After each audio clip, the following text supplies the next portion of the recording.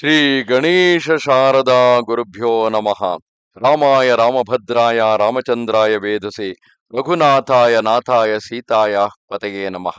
ಶ್ರೋತೃಗಳಿಗೆ ಶ್ರೀಮದ್ ವಾಲ್ಮೀಕಿ ರಾಮಾಯಣ ಯುದ್ಧಕಾಂಡದ 87ನೆಯ ಸರ್ಗಕ್ಕೆ ಸ್ವಾಗತ.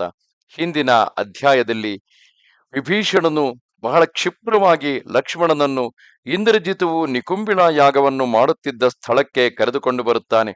ಅಲ್ಲಿದ್ದಂತಹ ಇಂದ್ರಜಿತುವನ್ನು ಕಾಪಾಡುತ್ತಿದ್ದ ರಾಕ್ಷಸ ಸೇನೆಯ ಮೇಲೆ ಲಕ್ಷ್ಮಣನು ತನ್ನ ವಾನರ ಸೇನೆಯಿಂದ ದಾಳಿ ಮಾಡುತ್ತಾನೆ. ಆ ಸಂದರ್ಭದಲ್ಲಿ ತನ್ನ ರಾಕ್ಷಸ ಸೇನೆ ನಾಶವಾಗುತ್ತಿರುವುದನ್ನು ಕಂಡಂತಹ ಇಂದ್ರಜಿತುವು ಅನಿವಾರ್ಯವಾಗಿ ತಾನು ಮಾಡುತ್ತಿದ್ದ ನಿಕುಂಬಿಳ ಯಾಗವನ್ನು ಬಿಟ್ಟು ಮೇಲೇಳಬೇಕಾಗುತ್ತದೆ. ಹೊರಗೆ ಬಂದ ಆತನು ಹನುಮಂತನೇ ಆದಿ ವಾನರರು ಎಲ್ಲ ರಾಕ್ಷಸರನ್ನು ಕೊಲ್ಲುತ್ತಿರುವುದನ್ನು ನೋಡಿ ಕೂಡಲೇ ಆ ಹನುಮಂತನ ಬಳಿಗೆ ಹೋಗಿ ಆತನನ್ನು ಕೊಲ್ಲುವುದಕ್ಕಾಗಿ ತನ್ನ ಧನುಸ್ಸನ್ನು ಎತ್ತಿದ್ದಾನೆ. ಆಗ ವಿಭೀಷಣನು ಲಕ್ಷ್ಮಣನಿಗೆ ಹೇಳಿ, ಕೂಡಲೇ ವಜ್ರ ಸದೃಶವಾದ ನಿನ್ನ ಬಾಣಗಳಿಂದ ಈ ಇಂದ್ರಜಿತುವನ್ನು ಕೊಂದು ಹಾಕು ಎಂದು ಲಕ್ಷ್ಮಣನಿಗೆ ಹೇಳುತ್ತಾನೆ. ಏವ ಮುಕ್ತ್ವಾತು ಸೌಮಿತ್ರಿಂ ಜಾತ ಹರ್ಷೋ ವಿಭೀಷಣಃ ಧನುಷ್ಪಾಣಿಂ ತಮಾದಾಯ ತ್ವರಮಾಣೋ ಜಗಾಮಸಃ. ಹೀಗೆ ಹೇಳಿ ಹರ್ಷಗೊಂಡ ವಿಭೀಷಣನು ಧನುರ್ಧರ ಸೌಮಿತ್ರಿಯನ್ನು ಜೊತೆಗೂಡಿ ಅತ್ಯಂತ ವೇಗವಾಗಿ ಇಂದ್ರಜಿತುವು ಇದ್ದೆಡೆಗೆ ಹೋದನು. ಅವಿದೂರಂ ಗತೋ ತಥೋ ಗತ್ವಾ ಪ್ರವಿಶ್ಯತು ಮಹದ್ವನಂ ಆದರ್ಶಯತ ಸತ್ಕರ್ಮ ಲಕ್ಷ್ಮಣಾಯ ವಿಭೀಷಣಃ. ಸ್ವಲ್ಪ ದೂರ ಹೋಗಿ ವಿಭೀಷಣನು ಒಂದು ಮಹಾವನವನ್ನು ಪ್ರವೇಶಿಸಿ ಇಂದ್ರಜಿತುವಿನ ಕರ್ಮಾನುಷ್ಠಾನದ ಸ್ಥಾನವನ್ನು ಲಕ್ಷ್ಮಣನಿಗೆ ತೋರಿಸಿದನು. ಅಂದರೆ ಯಾವ ಪ್ರದೇಶದಲ್ಲಿ ಆ ಇಂದ್ರಜಿತುವು ನಿಕುಂಬಿಳ ಯಾಗವನ್ನು ಮಾಡುತ್ತಿದ್ದನೋ ಅದನ್ನು ಆತನಿಗೆ ತೋರಿಸುತ್ತಾನೆ. ಏಕೆಂದರೆ ಯಾವ ಕಾರಣದಿಂದಾಗಿಯಾದರೂ ಇಂದ್ರಜಿತುವು ಮತ್ತೆ ವಾನರನ್ನು ಹಾಗೂ ಲಕ್ಷ್ಮಣನನ್ನು ಮೋಹಗೊಳಿಸಿ ಆ ಸ್ಥಾನಕ್ಕೆ ಬರುವ ಸಾಧ್ಯತೆ ಇದ್ದೇ ಇರುತ್ತದೆ.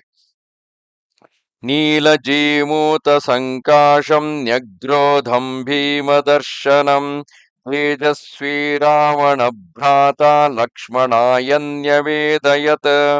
ಅಲ್ಲೊಂದು ದೊಡ್ಡ ಆಲದ ಮರವು ಕಪ್ಪು ಮೋಡದಂತೆ ದಟ್ಟವಾಗಿ ಭಯಂಕರವಾಗಿ ಕಾಣುತ್ತಿತ್ತು.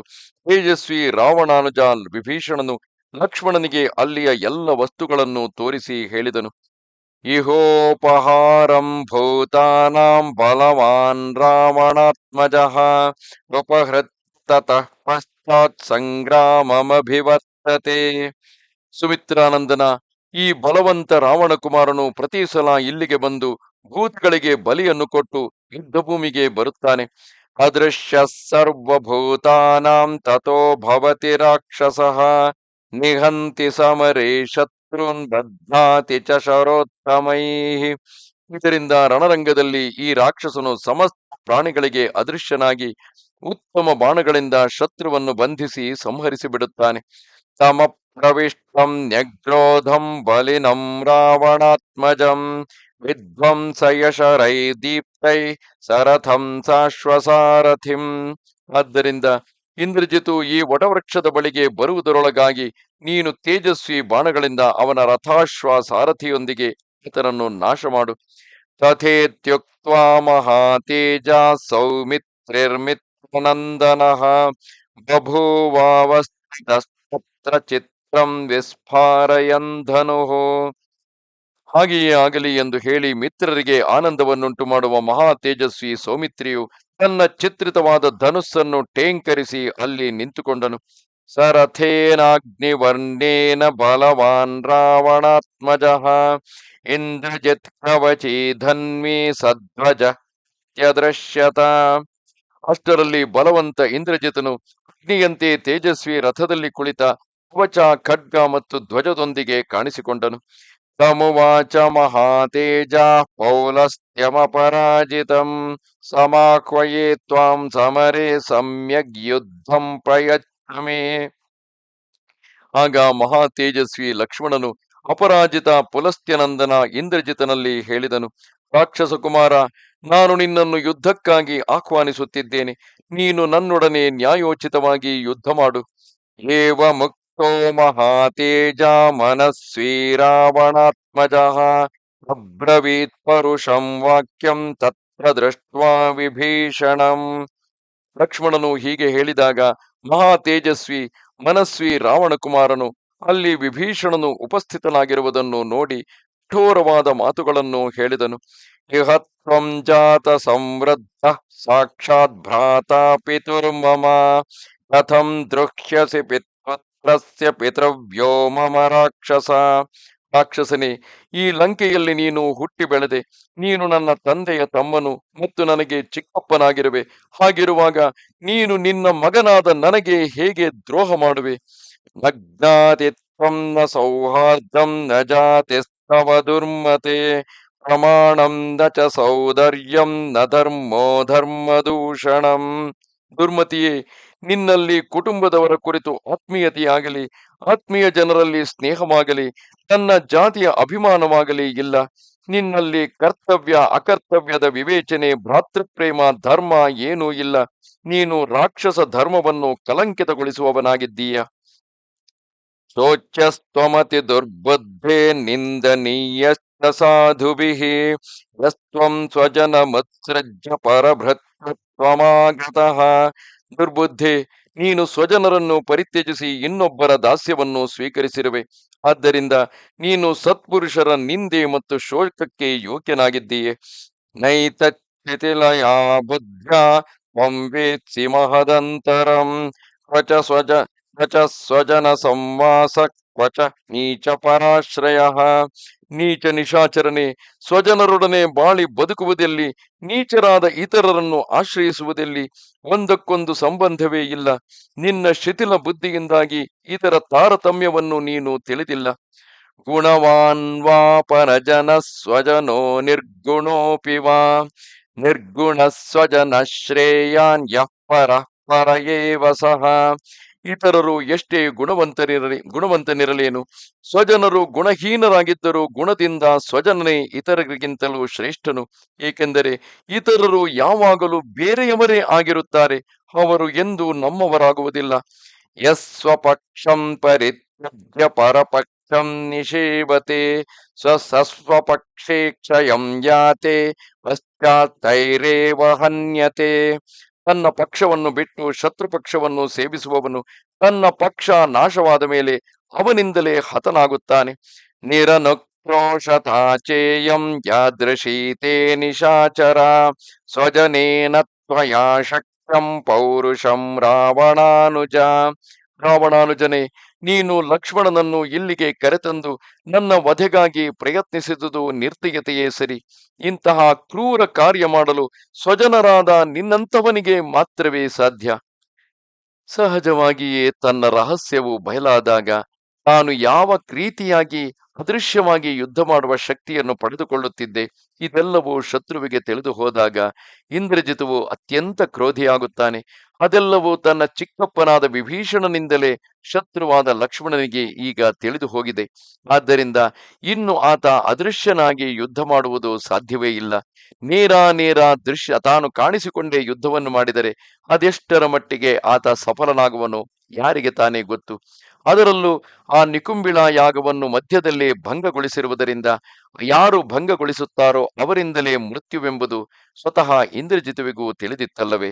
ಆ ಕಾರಣದಿಂದಾಗಿ ತನ್ನ ಮೃತ್ಯುವಿಗೆ ತನ್ನ ಚಿಕ್ಕಪ್ಪನೇ ಕಾರಣನಾಗುತ್ತಿರುವುದನ್ನು ನೋಡಿ ಆತ ಆಕ್ರೋಶದಿಂದ ಕೂಗಾಡುತ್ತಿದ್ದಾನೆ.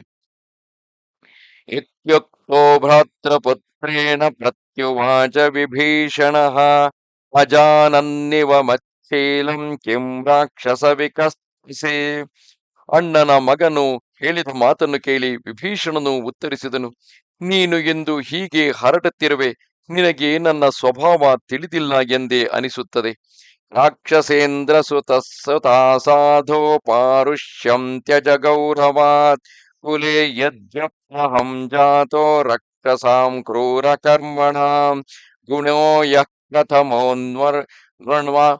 ಗುಣೋ ಯಃ ಪ್ರಥಮೋ ಋಣಾಂ ತಸ್ಮೇ ಶೀಲರಾಕ್ಷಸಂ.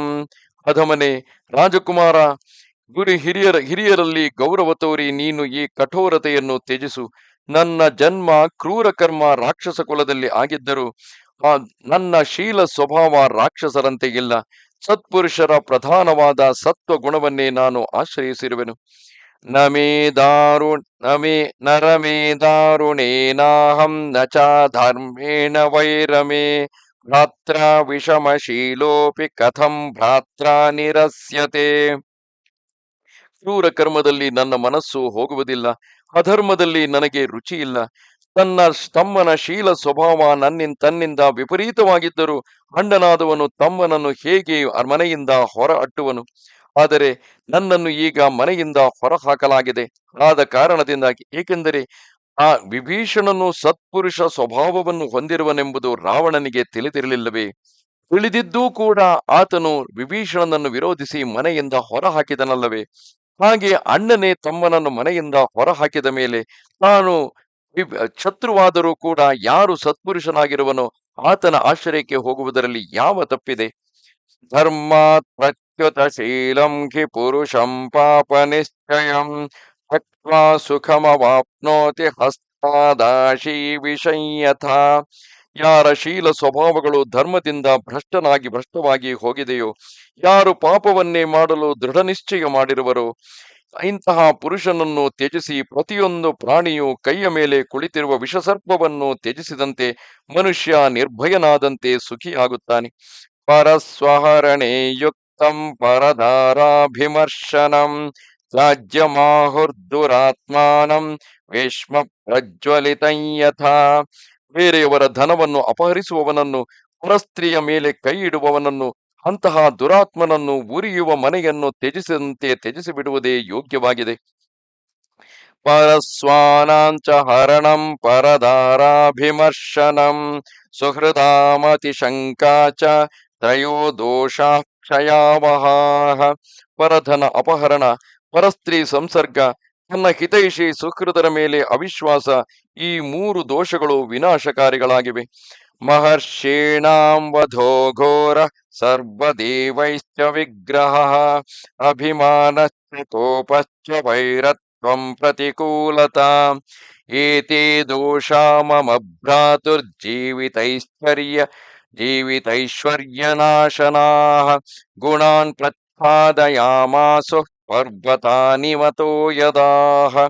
ಮಹರ್ಷಿಗಳ ಭಯಂಕರ ವಧೆ, ಸಮಸ್ತ ದೇವತೆಗಳಲ್ಲಿ ವಿರೋಧ, ಅಭಿಮಾನ, ರೋಷ, ವೈರ, ಧರ್ಮದ ಪ್ರತಿಕೂಲ ನಡೆಯುವುದು, ಈ ಪ್ರಾಣಗಳು ಮತ್ತು ಐಶ್ವರ್ಯ ನಾಶ ಮಾಡುವಂತಹ ದೋಷಗಳು ನಮ್ಮ ಅಣ್ಣನಲ್ಲಿ ಇವೆ.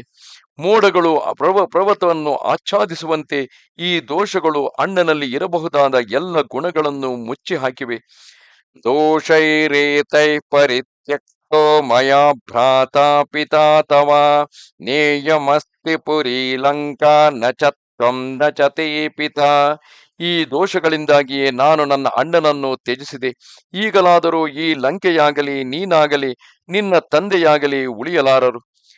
ಅತಿಮಾನಶ್ಚ ಬಾಲಶ್ಚ ದುರ್ವಿನೀತಶ್ಚ ರಾಕ್ಷಸ ಬದ್ಧಸ್ತ್ವಂ ಕಾಲಪಾಶೇನ ಬ್ರೂಹಿ ಮಾಂ ಯದಿಚ್ಛಸಿ. ರಾಕ್ಷಸನೇ, ನೀನು ಅತ್ಯಂತ ಅಭಿಮಾನಿ, ಉದ್ದಂಡ ಮತ್ತು ಮೂರ್ಖನಾಗಿರುವೆ. ಕಾಲಪಾಶದಿಂದ ಬಂಧಿಸಲ್ಪಟ್ಟಿರುವೆ. ಆದ್ದರಿಂದ ನೀನೇನು ಬಯಸುವೆಯೋ ಅದನ್ನು ನನಗೆ ಹೇಳು. ಅದ್ಯೇಹಂ ವ್ಯಸನಂ ಪ್ರಾಪ್ತಂ ಜನ್ಮಾಂ ಪರುಷಮುಕ್ತವಾಂ ಪ್ರವೇಷ್ಟುಂ ನ ತ್ವಯಾ ಶಕ್ತಂ ನಗ್ರೋಧಂ ರಾಕ್ಷಸಾಧಮ.